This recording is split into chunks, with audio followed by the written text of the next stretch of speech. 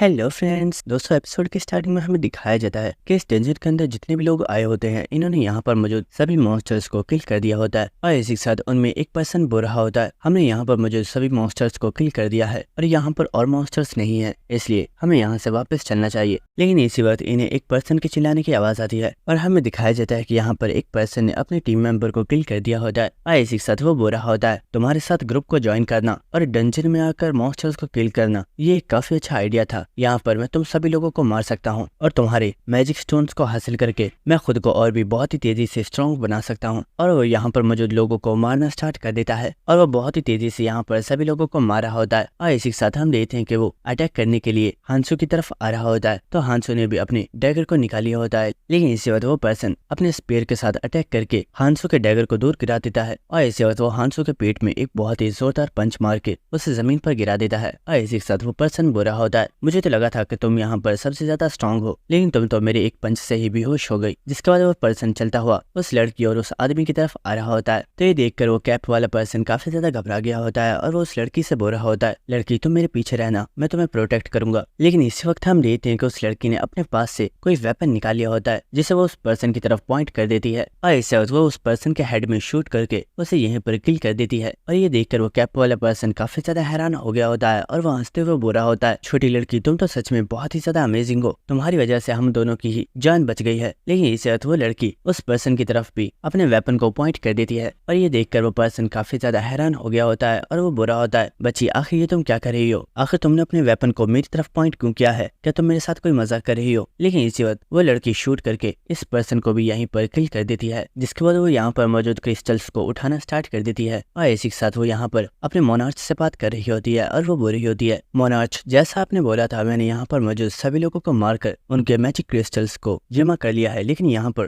वो chain user नहीं है जिसके बारे में आपने मुझे बताया था और मैंने फर्स्ट फ्लोर पर मौजूद सभी लोगों को देखा था, लेकिन मुझे वो कहीं पर भी नजर नहीं आया। मुझे लगता है वो शायद इस जगह पर नहीं आया है। तो उसका मोनार्च उस लड़की से बोल रहा होता है, तो ठीक है तुम वहाँ से वापस आ जाओ और वहाँ से तुम्हें जितने भी मैजिक स्टोन्स मिले हैं तुम उन्हें एब्जॉर्ब कर सकती हो। ये बात सुनकर वो लड़की काफी ज्यादा खुश हो रही होती है और वो बोल रही होती है, मोनार्च आपका बहुत ज्यादा शुक्रिया, मेरी जल्दी ही आपसे मुलाकात होगी। और इसी के साथ वो लड़की कॉल को कट कर देती है और हम देखते हैं कि हांसो जो कि बिल्कुल ठीक होता है वो उस लड़की से बोलता है, तो तुम यहाँ पर मेरी ही तलाश कर रही थी, ये तो अच्छा हुआ कि मैंने पहले ही अपनी लुक को चेंज कर लिया था। और ये देखकर वो लड़की काफी ज्यादा हैरान हो गई होती है। लेकिन इस वक्त हांसो अपनी चेन के साथ अटैक करके इस लड़की को यहीं पर कैप्चर कर लेता है और इस चीज की वजह से वो लड़की काफी ज्यादा हैरान हो गई होती है। लेकिन इस वक्त हांसो उसके पास आ गया होता है और वो अपने डैगर को उस लड़की की गर्दन पर रख देता है और इसी के साथ वो बोल रहा होता है, लो मैं तुम्हारे सामने आ गया, तुम यहाँ पर मेरी ही तलाश कर रही थी ना। और इस चीज की वजह से वो लड़की काफी ज्यादा हैरान होती है और वो बोल रही होती है, आखिर तुम हो कौन, क्या तुम ही वो पर्सन हो जिसे हमारे मोनार्च तलाश कर रहे हैं, लेकिन वो तो एक लड़का था, तो आखिर तुम वो कैसे हो सकती हो। तो हांसो बोल रहा होता है, इसमें कोई बड़ी बात नहीं है, मैंने अपनी लुक को चेंज कर लिया है क्योंकि मैं जानता था कि वो मोनार्च इतनी आसानी से मेरा पीछा नहीं छोड़ेगा। और इसी वक्त वो लड़की हांसो से कुछ और सवाल पूछने वाली होती है, लेकिन इसी वक्त हांसो उसे खामोश करवा देता है और इसी के साथ वो उसे अपनी रियल लुक दिखाते हुए बोलता है, तुम्हें और ज्यादा सवाल पूछने की जरूरत नहीं है, मैं बहुत जल्द तुम्हारे मोनार्च को भी तुम्हारे पास भेज दूंगा और इसलिए तुम्हें अब बस एक गहरी नींद लेनी चाहिए। और इसी वक्त हांसो इस लड़की को यहीं पर किल कर देता है और इसी के साथ हांसो बुरा होता है, शायद इन लोगों ने इस फ्लोर पर सिर्फ एक ही पर्सन को भेजा हुआ था, लेकिन मुझे होशियार रहना होगा क्योंकि मैं नहीं जानता कि कौन सा पर्सन मेरा दुश्मन है। और इसी के साथ हम हांसो के स्नेक को देखते हैं जो यहाँ पर मौजूद सभी क्रिस्टल्स को खा रहा होता है और इसी के साथ हांसो बुरा होता है, मोनार्च सच में बहुत ही ज्यादा इम्पेशेंट हो रहे हो, फिक्र मत करो हमारी मुलाकात बहुत ही जल्दी होने वाली है। जिसके बाद हमें सेकंड फ्लोर का सीन दिखाया जाता है जहाँ पर हांसो आ गया होता है और इसी के साथ वो सोच रहा होता है, ये लड़की की अपीयरेंस मेरे लिए इस वक्त सबसे ज्यादा सही रहेगी क्योंकि बहुत ज्यादा लोग इस वक्त मेरी तलाश कर रहे हैं। और इसी के साथ हमें दिखाया जाता है कि यहाँ पर और भी काफी ज्यादा लोग मौजूद होते हैं जो कि एक डंजन के अंदर जाने के लिए तैयार होते हैं और इस डंजन के अंदर टोटल 50 पीपल्स ही जा सकते हैं। जिसके बाद हमें नेक्स्ट सीन दिखाया जाता है कि ये सभी लोग इस डंजन के अंदर आ चुके होते हैं और यहाँ पर वो लिटिल क्रिएचर भी आ चुका होता है और इसी के साथ वो लिटिल क्रिएचर इन सभी लोगों से बोल रहा होता है, टावर के सेकंड फ्लोर पर तुम सभी लोगों का स्वागत है। सबसे पहले मैं तुम्हें इस डंजन के कुछ रूल्स समझा देता हूँ। इस डंजन के अंदर टोटल 128 ट्रेजर्स मौजूद हैं और हर एक ट्रेजर को एक पावरफुल गार्डियन प्रोटेक्ट कर रहा है। अगर तुम्हें उस ट्रेजर को हासिल करना है तो तुम्हें उस गार्डियन को हराना होगा। जिसके बाद तुम यहाँ पर वापस आकर मुझसे उस ट्रेजर को एक्सचेंज करके कोई भी आर्टिफैक्ट खरीद सकते हो। और हाँ, एक बात याद रखना, उन ट्रेजर्स को हासिल करने के लिए तुम्हारे पास सिर्फ 2 वीक्स का ही टाइम है। और सबसे इम्पोर्टेंट चीज, तुम्हें से वही पर्सन इस जगह से वापस जा पाएगा जिसके पास एक ट्रेजर मौजूद होगा। और अगर 2 वीक्स के बाद किसी पर्सन के पास कोई ट्रेजर नहीं हुआ तो वो पर्सन यहीं पर मारा जाएगा। और इसी के साथ मैं तुम्हें इन ट्रेजर्स के बारे में भी बता देता हूँ। तुम जिन भी ट्रेजर्स को हासिल करोगे वो ट्रेजर जितना ज्यादा पावरफुल होगा तुम उतने ही पावरफुल आर्टिफैक्ट को मुझसे एक्सचेंज कर सकते हो और तुम इस जगह पर जितने चाहो उतने ज्यादा ट्रेजर्स को हासिल कर सकते हो। इसके लिए कोई भी लिमिट नहीं है, लेकिन इन 2 वीक्स के दौरान कोई भी पर्सन तुम्हारे ऊपर अटैक करके तुम्हारे ट्रेजर्स को तुमसे हासिल कर सकता है, इसलिए तुम्हें अपने साथ अपने ट्रेजर्स को भी प्रोटेक्ट करना होगा। तो ठीक है, चलो इस गेम को स्टार्ट करते हैं। और हम देखते कि यहाँ पर हांसो भी मौजूद होता है जो कि इन सभी बातों को सुन रहा होता है और वो सोच रहा होता है 128 गार्डियंस, और ये तो जाहिर है कि हर गार्डियन बहुत ही ज्यादा पावरफुल होगा, इसलिए ये 1-on-1 फाइट करके तो उन ट्रेजर्स को हासिल करने से रहे।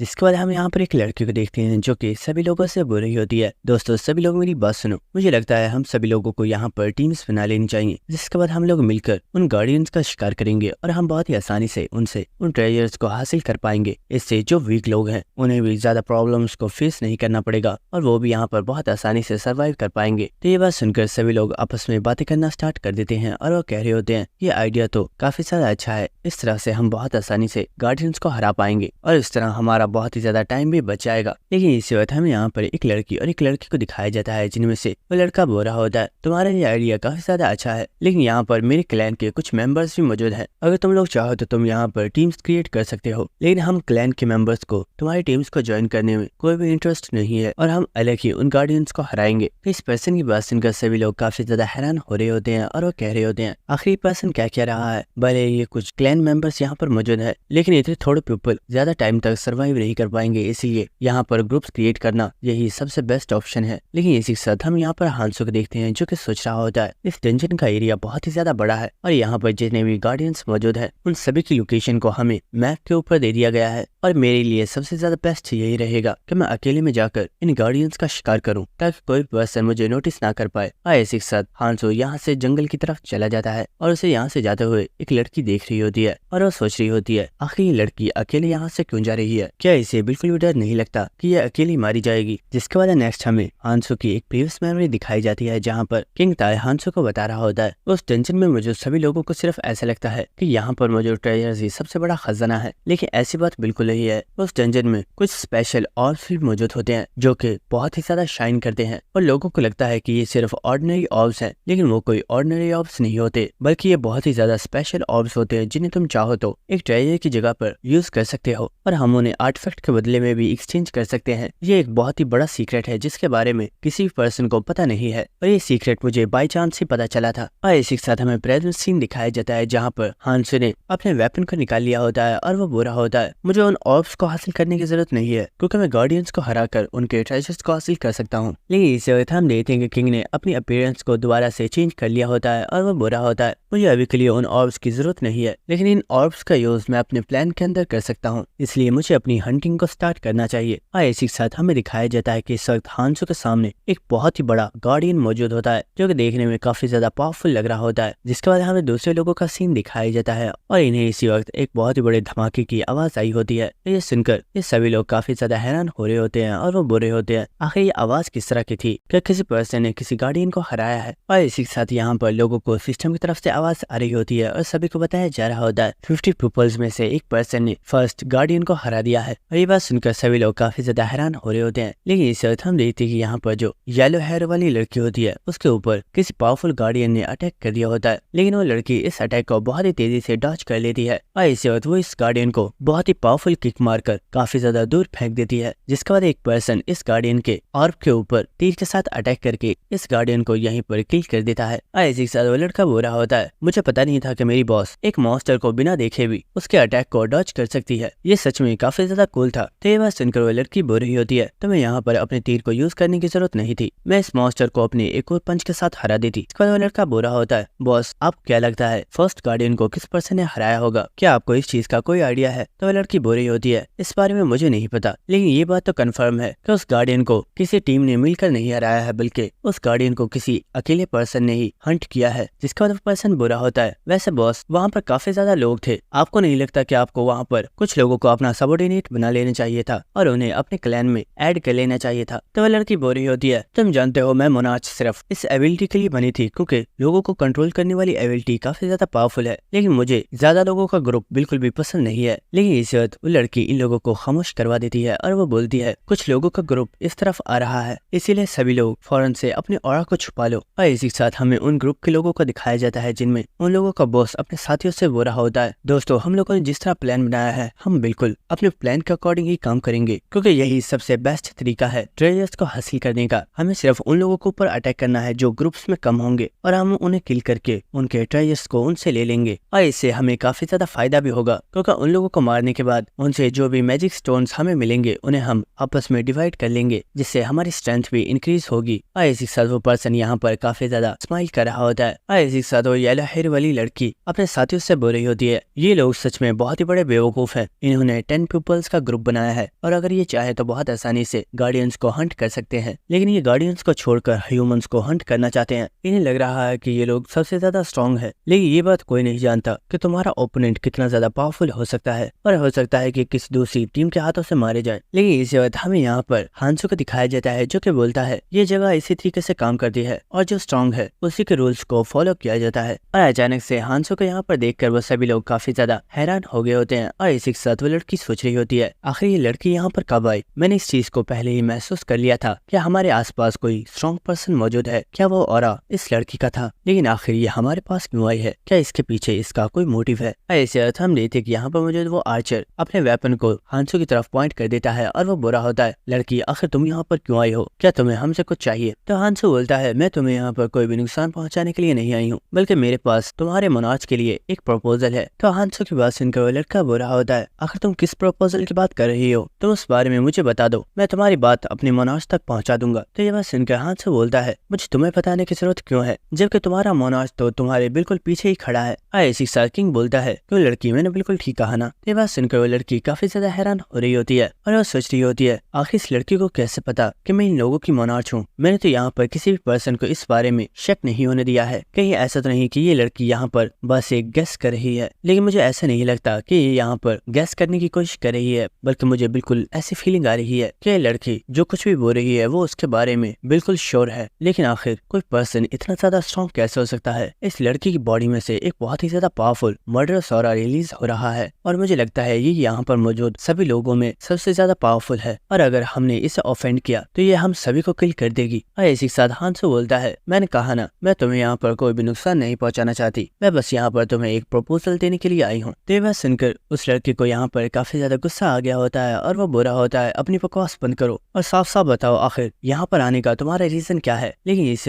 उस लड़की की मोनार्च चिल्लाकर उसे खामोश करवा देती है और ये देखकर वो लड़का काफी ज्यादा हैरान हो गया होता है और वो सोच रहा होता है, आखिर मोनार्च यहाँ पर इतनी ज्यादा सीरियस क्यों लग रही हैं? मैंने उन्हें इतनी ज्यादा टेंशन में पहले कभी भी नहीं देखा। जिसके बाद वो मोनार्च हांसो से बोलती है, तुम यहाँ पर सबसे ज्यादा स्ट्रॉन्ग हो, तो आखिर तुम हमसे यहाँ पर कुछ क्यों करवाना चाहती हो? मैं इस चीज का रीजन जानना चाहती हूँ। तो ये बात सुनकर हांसो बोल रहा होता है, हर इंसान का अपना एक रीजन होता है और वो रीजन मैं तुम्हें नहीं बता सकता, लेकिन फिक्र मत करो, अगर तुम मेरा काम कर देती हो तो इससे तुम्हें भी कुछ ना कुछ फायदा तो जरूर होगा। जिसके बाद वो लड़की बोल रही होती है, ठीक है मुझे बताओ आखिर तुम्हें मुझसे क्या चाहिए? तो हांसो बोलता है, सबसे पहले तो तुम अपने क्लैन के मेंबर्स को इंक्रीज करो और इस जगह पर जितने भी लोग मौजूद हैं ज्यादा से ज्यादा लोगों को अपने क्लैन के अंदर ज्वाइन करो। तो ये बात सुनकर वो लड़की काफी ज्यादा शॉक हो गई होती है और वो सोच रही होती है, आखिर ये लड़की मुझसे करवाना क्या चाहती है? क्या इसे ये लगता है कि मेरा क्लैन एक एलिमेंट्री स्कूल है जिसके अंदर ये बच्चों का एडमिशन करवा रही है? और इसी के साथ उसके पीछे खड़ा हुआ लड़का सोच रहा होता है, हमारी मोनार्च तो पहले ही इस चीज की कंप्लेन कर रही थी कि उनके क्लैन के मेंबर्स बहुत ही ज्यादा हैं। जिसका वो लड़की बोल रही होती है, आखिर तुम करना क्या चाहती हो? आखिर तुम्हारे किसी काम के लिए हमें लोगों को अपने ग्रुप में ज्वाइन करने की जरूरत क्यों है? तो हांसो बोल रहा होता है, जैसे मैंने बोला है बस वैसा करो और तुम्हें उन्हें हमेशा के लिए अपने ग्रुप में रखने की जरूरत नहीं है। तुम जब चाहो उन्हें अपने क्लैन में से निकाल सकती हो। और हाँ, वो ग्रुप जो अभी कुछ टाइम पहले यहाँ से गया था, तुम्हें उन्हें अपने क्लैन में ज्वाइन करने की जरूरत नहीं है, तुम चाहो तो उन्हें किल भी कर सकती हो। तो ये बात सुनकर लड़की काफी ज्यादा हैरान हो रही होती है। जिसके बाद हम देखते हैं कि ये लोग यहाँ से जा रहे होते हैं और इसी के साथ वो मुनाज सोच रही होती है मैं इस लड़की की कोई भी बात नहीं मानना चाहती, लेकिन अभी के लिए इस लड़की की बात मानने के अलावा मेरे पास और कोई भी चारा नहीं है।